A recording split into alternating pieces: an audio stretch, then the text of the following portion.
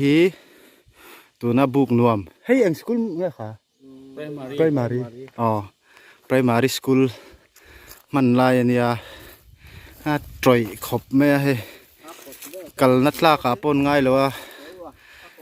school no pang tur pon om ve reng ama se he tiang hi building ani wang heng kal na tla kan ngai lo wa school po ti hian an khar deuh top mai ni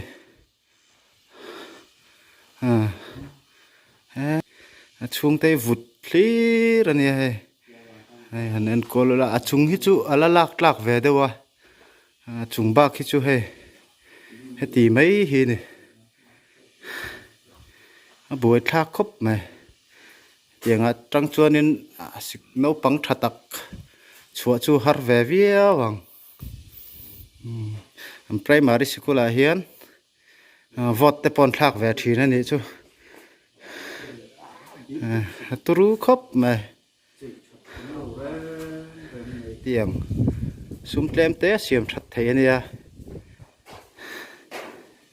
buai thak khop mai hi school pon lam khania hi amalamania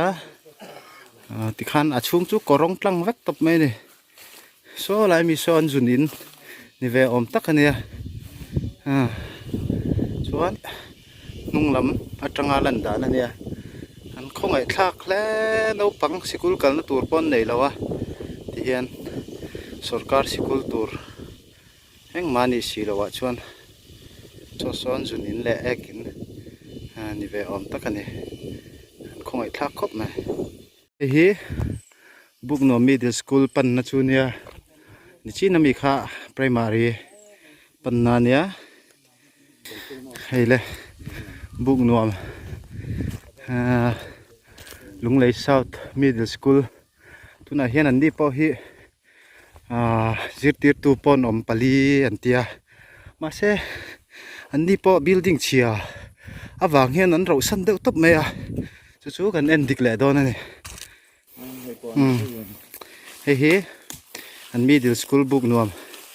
din hun chunia pon lama tangin l shape chuan nal tak te pon rong chun han hoi ve he rong hoi hian om je nei thui lo nge luat la kan ngai lawa school no pang tur pon om lo pon ni lawa a building heti ni wang hian tuna classroom chunga kan lu tanga hi nia a ong ina ong vek mai ni hi sum tlem te siam that thei ania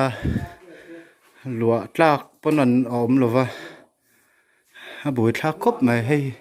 ceiling te pon nuam tak chuan an siam ve ma se heti hi a school din hun ani wang hian lua tlak kan ngai lawa yan in ro san ani ringot mai a lung thiat thak khop mai engtinge heti eng te chuan zirna tha kan huang tuna room le lam so kan en le ang hi le lampang khania king lai te pau amoi na moi vek me han lu ngam na chi ni lo re at fu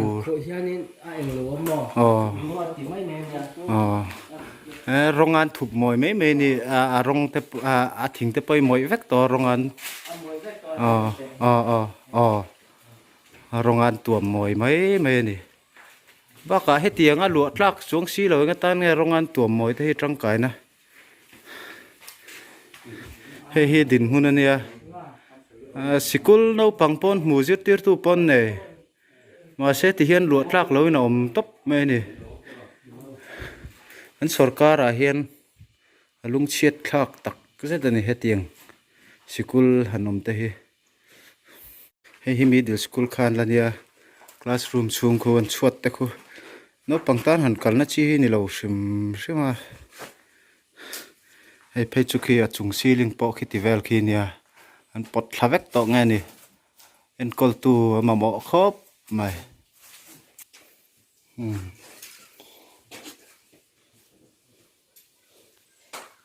an roll ot ve khop mai an khomi te po hetiang hi nia